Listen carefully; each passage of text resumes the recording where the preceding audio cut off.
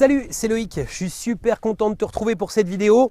Donc on se retrouve pour cette vidéo pour parler d'un deuxième moteur de réservation qui est surpuissant à aujourd'hui sur le net. Je vais te donner à nouveau tous les avantages, tous les inconvénients, et ce moteur de réservation c'est leboncoin.fr. Alors tu me diras, Le Bon Coin c'est pas un vrai moteur de réservation, je suis 100% d'accord avec toi, mais je vais t'expliquer dans cette vidéo pourquoi Le Bon Coin book énormément, et surtout comment faire pour pas que Le Bon Coin tourne à la grosse galère, parce que moi j'ai longtemps arrêté de louer sur Le Bon Coin parce que c'était une horreur, et je vais t'expliquer tout ça dans cette vidéo. Mais avant toute chose, je t'invite comme d'habitude à t'abonner à la chaîne si c'est pas encore fait, et à rejoindre des centaines d'investisseurs qui l'ont déjà fait. Pour ça tu as juste besoin de cliquer sur le lien qui apparaît dans la vidéo, ou bien directement sur le bouton s'abonner en dessous de la vidéo, et t'oublie pas d'activer la petite cloche, parce que si tu n'actives pas la petite cloche, tu ne seras pas prévenu à chaque fois que je publie une nouvelle vidéo. Donc leboncoin.fr, tu dois connaître, tout le monde connaît Le Bon Coin, c'est le site où on peut vendre et acheter à peu près tout et n'importe quoi, sauf des armes et quelques conneries, mais sinon on peut à peu près tout commercialiser là-dessus. Donc forcément on peut commercialiser son appartement en location courte durée, et c'est un moteur qui est quand même surpuissant parce que il touche énormément de monde. En plus l'avantage c'est que c'est gratos, ils vont pas te prendre un seul euro de frais, donc Le Bon Coin à première vue n'a que des avantages.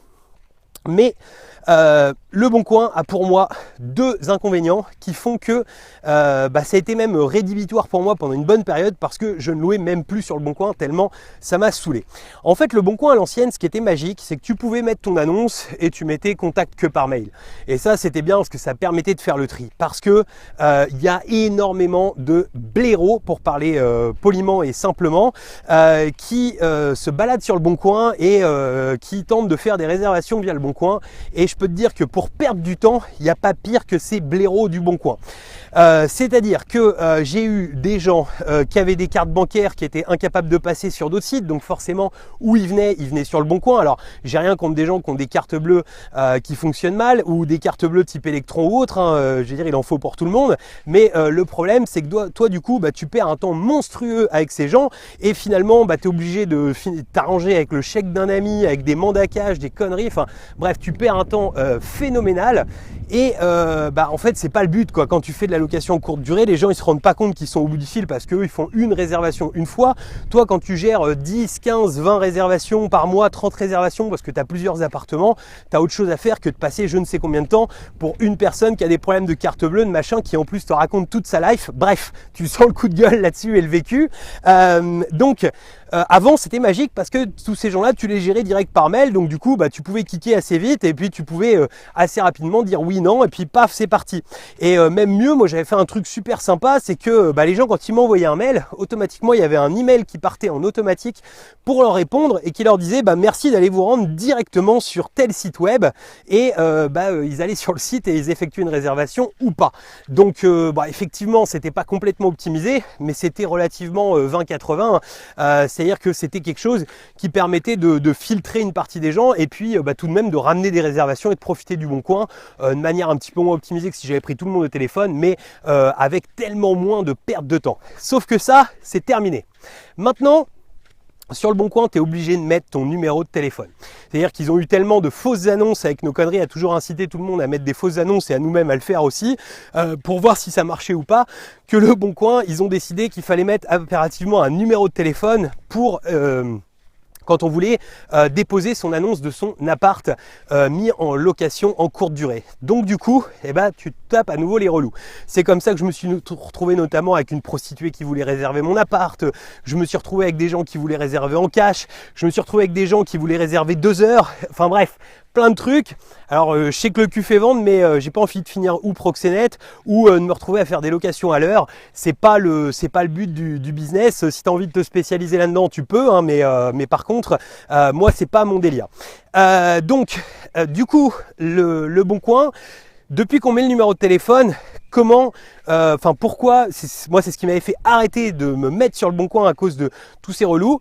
Et je vais t'expliquer dans 2 minutes comment je gère maintenant et comment j'ai fait pour revenir sur Le Bon Coin, et quelle stratégie j'ai mis en place pour lutter contre ça, mais tout de même avoir la possibilité de bénéficier du Bon Coin. Mais avant, je te parle d'un deuxième inconvénient du Bon Coin. Le Bon Coin, en fait, tu as une grosse problématique, c'est que tu peux pas mettre tes calendriers à jour, ou bien sinon il faut que tu payes en fait. Et c'est pas le but de payer sur le bon coin. Et c'est pareil, ton annonce, pour la remettre en avant, il faut que tu payes. Donc du coup, comment faire pour à la fois lutter contre les calendriers, lutter contre le fait que ton annonce soit pas remise en avant de façon régulière, à part si tu payes, mais pour que ça reste gratos, et comment faire pour éviter tous ces relous et ces prostituées qui veulent louer ton appartement. Eh ben, les choses sont super simples. En fait, ce que je fais, c'est que j'ai pris une ligne, donc j'ai une Freebox chez moi, j'ai pris la ligne à 0 € de chez Free, et avec cette ligne à 0 €, j'ai enregistré un message sur le répondeur. Merci de vous connecter sur le www.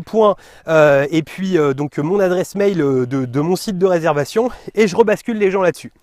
Et en fait, j'ai fait la même chose que je faisais avant avec les mails automatisés. Donc les mails automatisés existent toujours, hein. Si tu m'envoies un mail, tu verras que tu seras redirigé vers mon site web. Mais ça permet de verrouiller tout un tas de personnes. Alors après, sur mon site web, il y a le numéro de téléphone pour joindre le numéro de contact réel.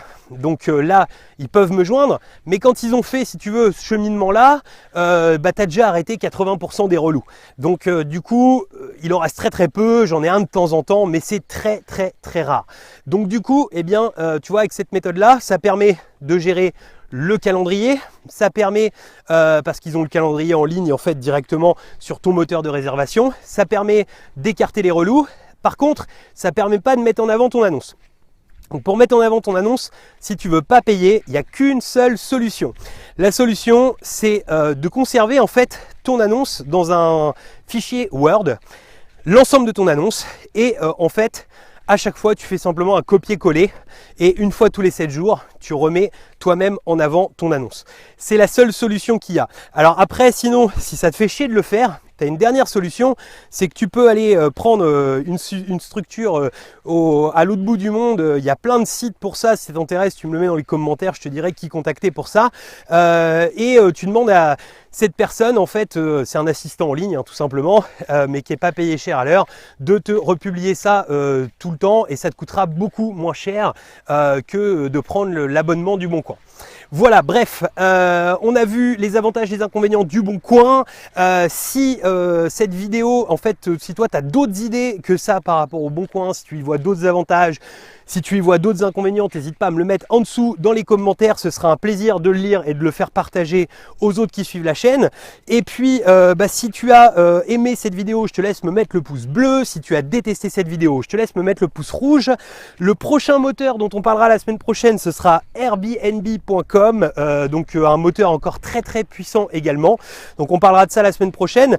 Mais en attendant, je te mets dans l'écran de fin comme d'habitude le lien vers mon nouvel investissement, vers la série de vidéos, et je te mets également le lien vers le guide de l'investissement et vers la formation qui t'aide à dénicher une bonne affaire immobilière. Allez, à bientôt pour de nouvelles vidéos. Ciao!